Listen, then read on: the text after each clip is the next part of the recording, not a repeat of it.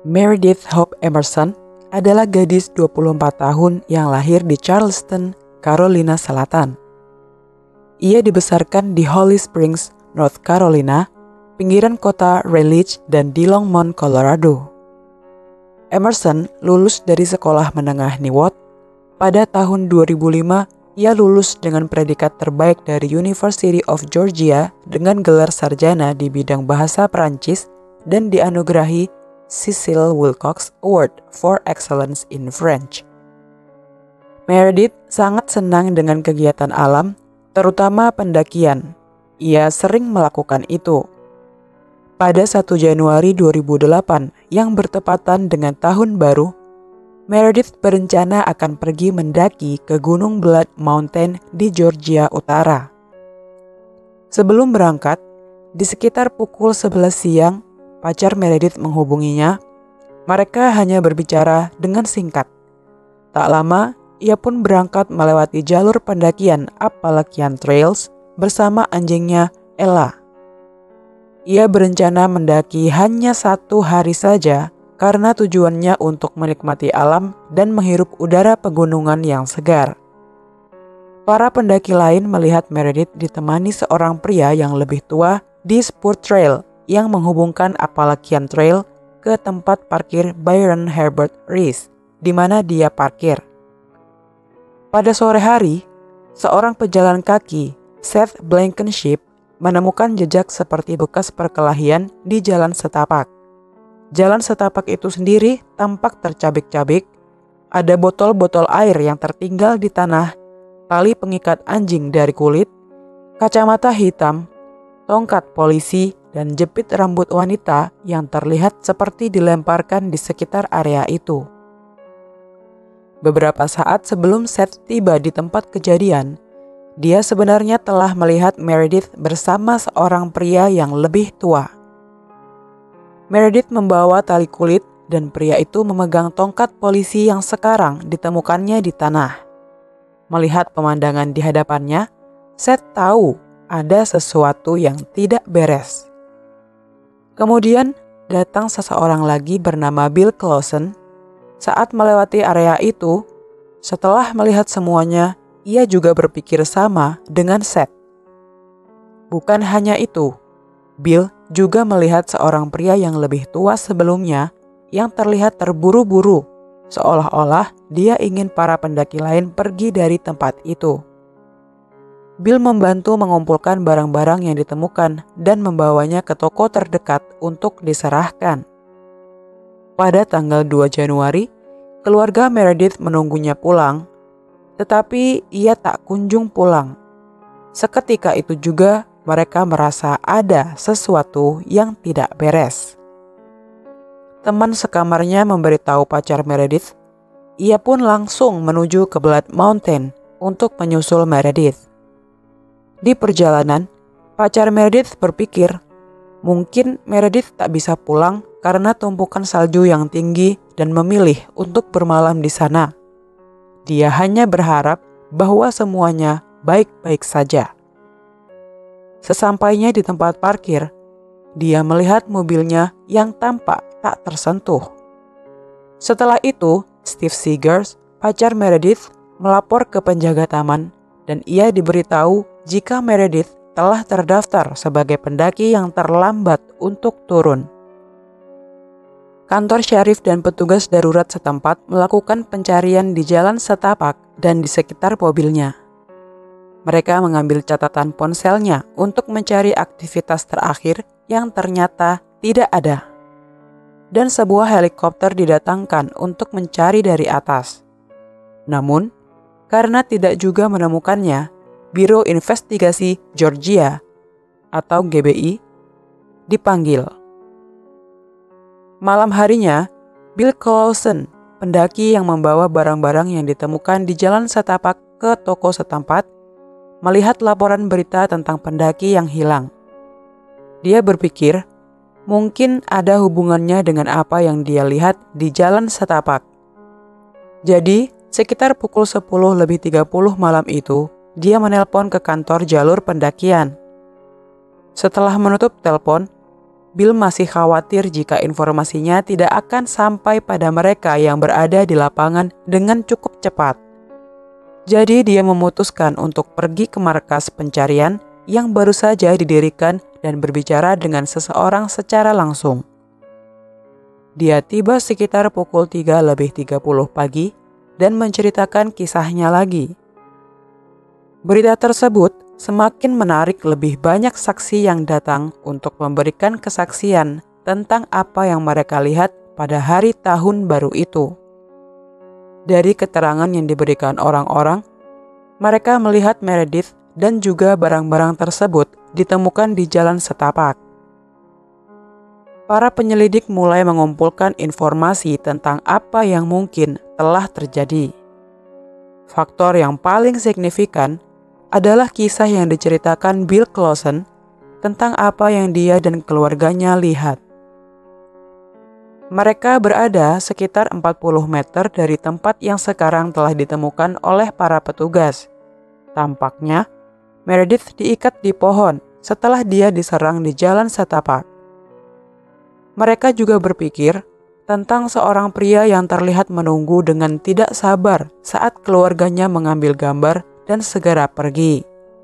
Karena sepertinya pria itu mungkin sedang menunggu adanya kesempatan untuk mengambil barang-barang yang dijatuhkan dalam serangan itu.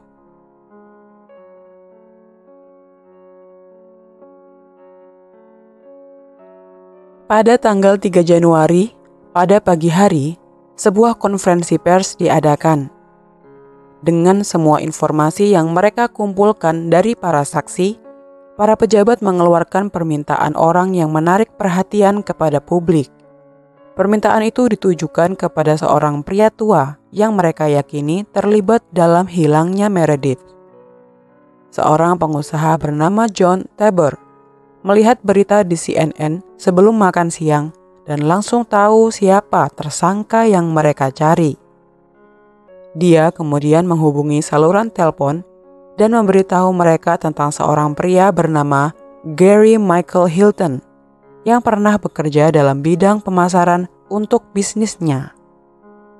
Oleh karena itu, dia tahu banyak tentang Hilton dan memiliki informasi pribadi lainnya yang dia berikan kepada petugas operator.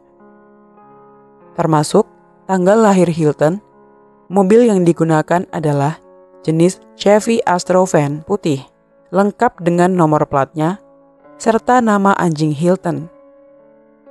Informasi tersebut baru disampaikan ke organisasi penyelidikan independen Georgia Bureau of Investigation atau disingkat GBI pada pukul 1:25 siang.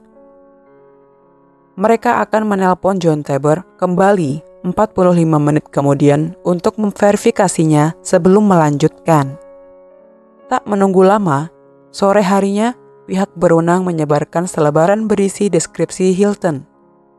Beberapa jam setelah berbicara dengan agen di GBI, John Tabor menerima 2 telepon dari Hilton, satu dari telepon genggamnya dan satu lagi dari telepon umum di restoran Huddle House. Hilton menelpon karena dia menginginkan uang darinya. Hilton mengatakan kepada John Tabor untuk meninggalkan sebuah cek di tempat usahanya. Tabor yang terkejut oleh telepon dari buronan tersebut menelpon keluarganya dan menyuruh mereka meninggalkan rumah karena takut Hilton akan pergi ke sana dan melukai mereka. Selanjutnya, dia menelpon saudaranya, memintanya untuk mengambil pistol dan membawanya ke rumahnya untuk berjaga-jaga dari kedatangan Hilton. Kemudian, setelah merasa keluarga dan rumahnya aman, dia pergi ke sebuah rapat kerja. Sementara itu, panggilan telepon membanjiri saluran telepon tentang Hilton. Sayangnya, sebagian besar hanya mengatakan bahwa mereka mengenal pria itu dan juga memberitahu bila kondisi kejiwaan Hilton tidak stabil. Sehingga tidak ada yang benar-benar tahu di mana dia berada. Sekitar 2 jam setelah John Tabor menerima telepon dari Hilton, pihak GBI menelponnya untuk menindaklanjuti sekitar pukul 6:30 malam itu. Saat itulah Tabor memberitahu mereka tentang panggilan telepon dari Hilton. Tabor juga menceritakan dia telah meninggalkan cek permintaan Hilton di tempat usahanya untuk diambil. Pihak berwenang mendatangi restoran Huddle House dan perusahaan Tabor. Namun sayang, mereka sudah terlambat. Hilton sudah pergi. Setelah banyak pengawasan dan protes dari masyarakat, John Tabor kemudian menyatakan bahwa ia tidak tahu jika Hilton memiliki Sandra. Karena jika ia tahu, pasti dia akan menelpon dan melaporkan panggilan telepon tersebut. Pada tanggal 3 Januari, sebuah informasi terungkap. Saat itu, Meredith masih hidup. Dia disekap di dalam mobil van Hilton saat dia berkeliling mencoba mengakses kartu ATM-nya. Dia berulang kali terus memberikan nomor yang salah dengan harapan dia akan tertangkap dan diselamatkan. GBI mengklaim bahwa mereka meminta transaksi bank pada tanggal 3 Januari, 3 hari setelah penculikannya. Wells Fargo mengatakan bahwa pada tanggal 4 Januari adalah hari di mana mereka memberikan informasi tersebut kepada US Marshal Service yang langsung menyerahkannya kepada GBI. Laporan tersebut menunjukkan bahwa ada beberapa percobaan transaksi di ATM. 2 di antaranya baru saja terjadi dan mengindikasikan arah perjalanan Hilton. Dia terlacak jauh dari area pencarian.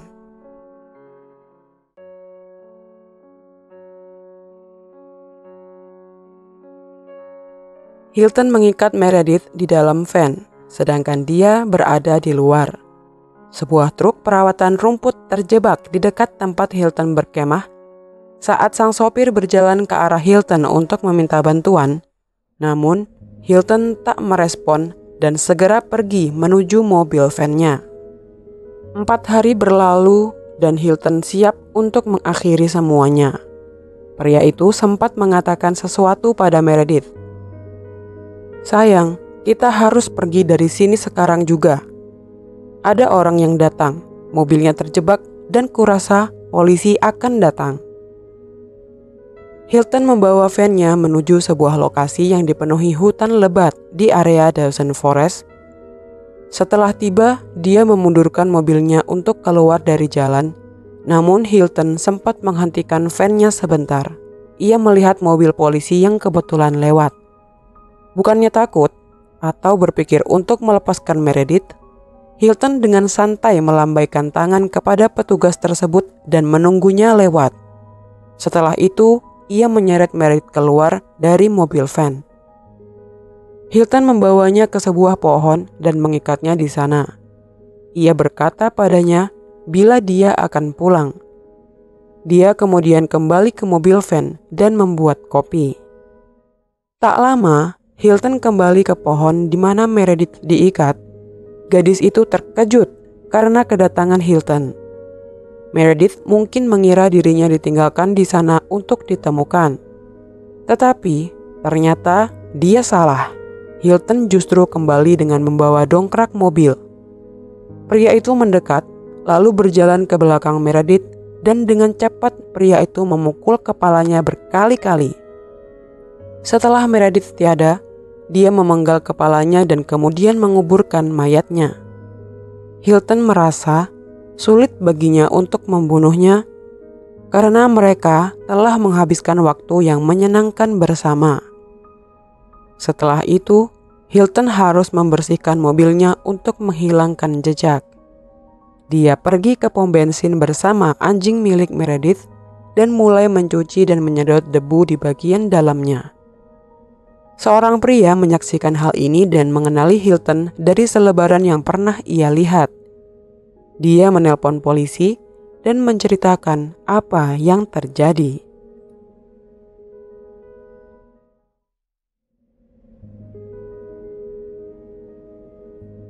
Tak lama, polisi tiba di lokasi. Mereka mengumpulkan bukti di sana.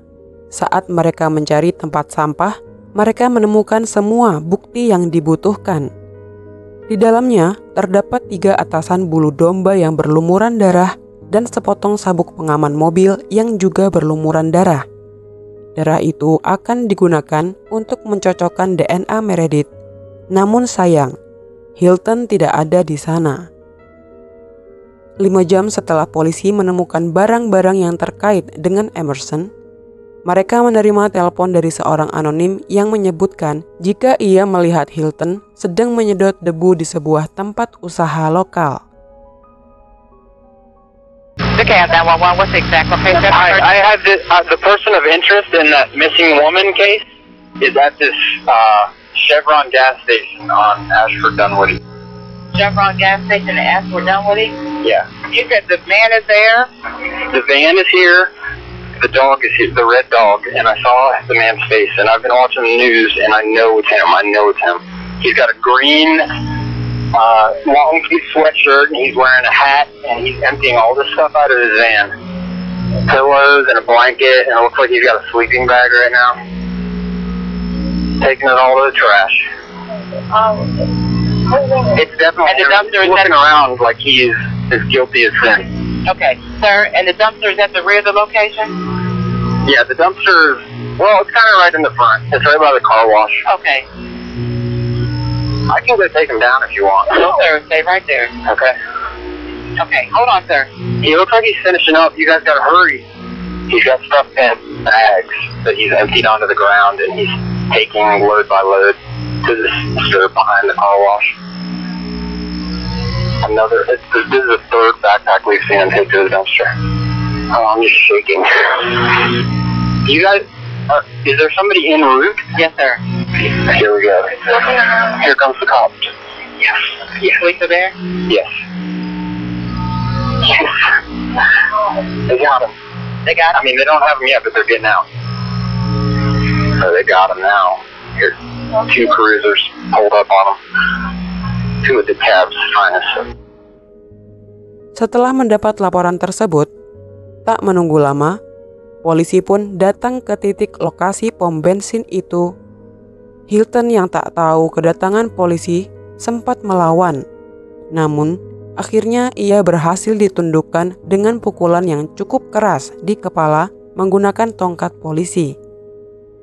Dia segera dibawa ke penjara daerah, di mana dia kemudian didakwa melakukan penculikan berdasarkan bukti material yang menghubungkannya dengan kasus tersebut. Ketika dia ditahan di penjara federal di Atlanta, pencarian jasad Emerson berlanjut di area seluas 90 mil persegi di hutan nasional Chattahoochee. Setelah memeriksa mobilnya, Chevrolet Astro 2001 yang sama dengan yang dilaporkan sebelumnya oleh para saksi, pihak berwenang menyadari bahwa mobil tersebut tidak memiliki sabuk pengaman mobil bagian belakang yang sesuai dengan yang ditemukan di antara barang-barang pribadi Emerson. Pada bulan September tahun 2009, seorang pejalan kaki menemukan perlengkapan berkemah yang diyakini milik Gary Hilton, yang kemudian diserahkan kepada pihak berwenang Florida untuk digunakan dalam persidangan yang akan datang. Mengetahui bahwa dia kemungkinan besar akan mendapatkan hukuman mati atas penculikan dan pembunuhan Meredith Emerson, Gary Michael Hilton kemudian mengaku bersalah atas tuduhan tersebut.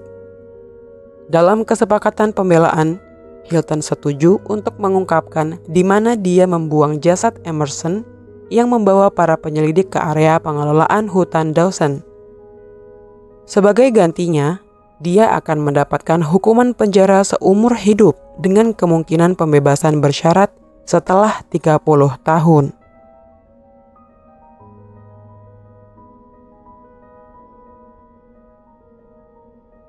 Melalui pengakuannya, dia menceritakan bagaimana semuanya dimulai. Dia bertemu dengan Meredith di Appalachian Trail dan mereka mendaki bersama untuk sementara waktu. Hingga Hilton yang lebih tua tidak bisa mengimbangi lagi. Saat itulah dia berhenti dan menunggu wanita itu kembali ke jalan setapak ketika hendak menuju mobilnya. Dengan membawa pisau gaya militer, dia melompat ke arahnya dan meminta kartu ATM-nya. Tetapi Meredith menolak dan memilih melawan dengan bekal sedikit pelatihan bela diri yang ia pernah ikuti. Tetapi sayang, ia tak bisa menandingi kekuatan pria itu. Meredith mendapatkan beberapa luka parah, memar di sekitar matanya, hidung patah, dan tangannya juga patah. Lalu, Hilton mencoba meyakinkan Meredith bahwa dia hanya menginginkan kartu kredit dan nomor PIN-nya. Kemudian Hilton membawa Meredith dan anjingnya menghindari jalur yang sudah ada saat dia membawa mereka turun dari pegunungan dan memasukkannya ke dalam mobil van-nya. Di sana, Hilton meminta kartu dan PIN-nya sekali lagi.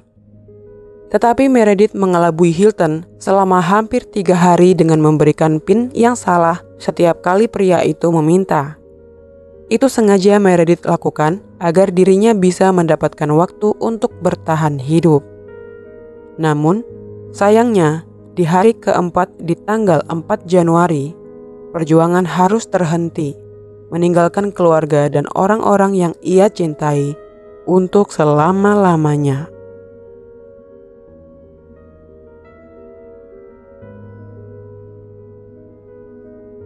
Pada tahun 2007, ia membunuh John dan Irene Bryan, pasangan suami istri yang sudah lama menikah di usia 80-an. Dia menghabiskan waktu berkemah bersama mereka setelah bertemu dengan mereka saat mendaki gunung. Mayat mereka ditemukan di hutan Nasional Pisgah di North Carolina. Dia juga membunuh Cheryl Dunlap yang berusia 46 tahun, seorang guru sekolah minggu dan perawat pada tahun 2007. Mayatnya ditemukan di Hutan Nasional Apalachicola, Florida. Pada tahun 2018, diadakan sidang banding untuk pembatalan vonis matinya. Tetapi otoritas negara bagian dan federal menolak pengajuan bandingnya dari setiap pembunuhan yang ia lakukan dan tidak akan mendapatkan kemungkinan untuk pembebasan bersyarat. Artinya, Hilton akan menjalani hukuman matinya dan dia tidak akan pernah memiliki kesempatan untuk mencari korban lagi.